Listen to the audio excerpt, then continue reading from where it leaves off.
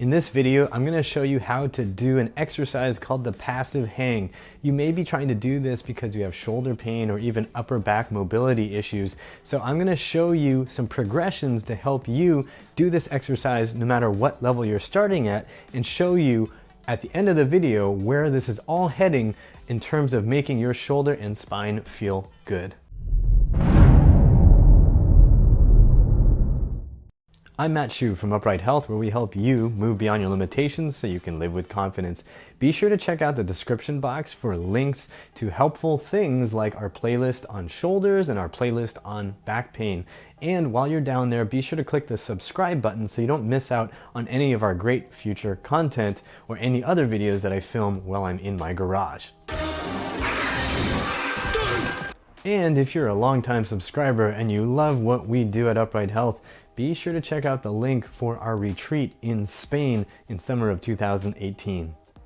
If you have shoulder pain, you may have heard of the orthopedic surgeon John Kirsch, who talked about the passive hang as an exercise that can help you recover from shoulder impingement symptoms and rotator cuff tear symptoms. Basically, all you're doing is hanging from a bar and letting your shoulders and your shoulder muscles adapt to that overhead position.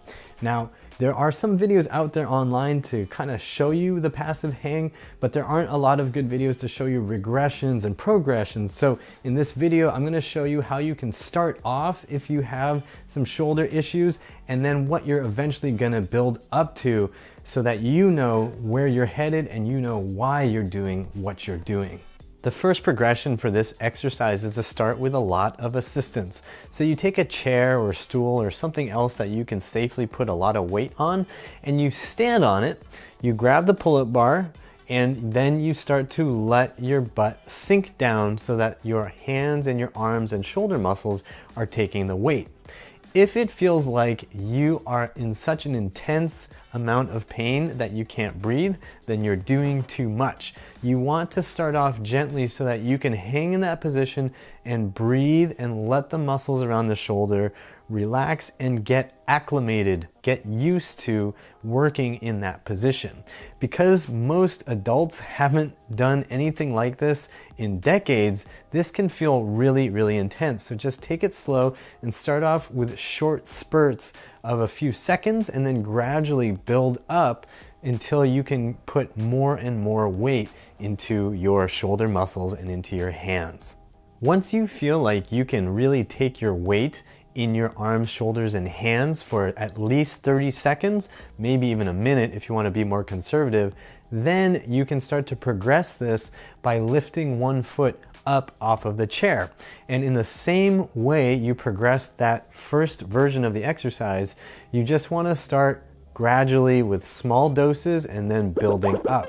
So one way you might want to consider doing this is do it for like 5 seconds with 1 foot up, and then put that foot down, and then do it for another 20 seconds with the first version of the exercise with both feet down. And then maybe the next day you could do 10 seconds with 1 foot up, and then go back to another 20 seconds with both feet down.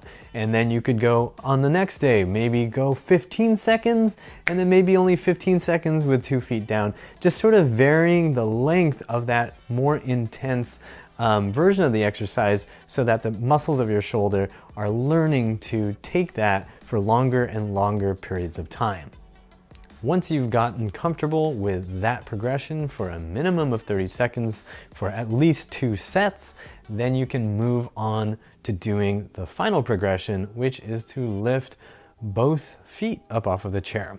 In the same way we did the previous progression, you can start off with like 5 seconds with both feet up off the chair, and then put 1 foot down, and then get used to holding for another 25-30 seconds. So you're building that endurance and comfort, and then you can do the next set again, holding a little bit longer with both feet up off of the chair, and then doing the remainder of the time with 2 feet on the chair again. So the idea is just gradually increase the amount of time you're exposed to that more intense stimulus, and then give yourself a little more time at the regressed version so that you're building that strength. Once you can do that progression for 2 sets of a minimum of 30 seconds each, it's pretty safe to say that you can do the passive hang fully. So move that chair out of the way, let your body hang, and just hang out from your pull-up bar. If you can do the passive hang now, you probably feel like you are awesome and can conquer the world. And you're probably thinking, what's the next step? What do I do next? And the answer for you, my friend, is you want to be able to do a pull-up from the passive hang position. So that means you are fully passively hanging and then pulling yourself up to the bar like a full pull-up. If you want to see a video on progressions for that exercise, then be sure to click the like button and leave us a comment. If we can get 1,000 likes on this video, we will be putting out that video on getting the pull-up from the passive hang position ASAP. If you would like more videos to help you train your shoulders and your spine to move well and feel good, then be sure to check the description box down below for some helpful links. And I'm going to extend a personal invitation to only you. Don't tell anybody else about this, but we are having a retreat in Spain in the summer. So if you'd like to join us at that retreat, be sure to check out the link for the application for the retreat.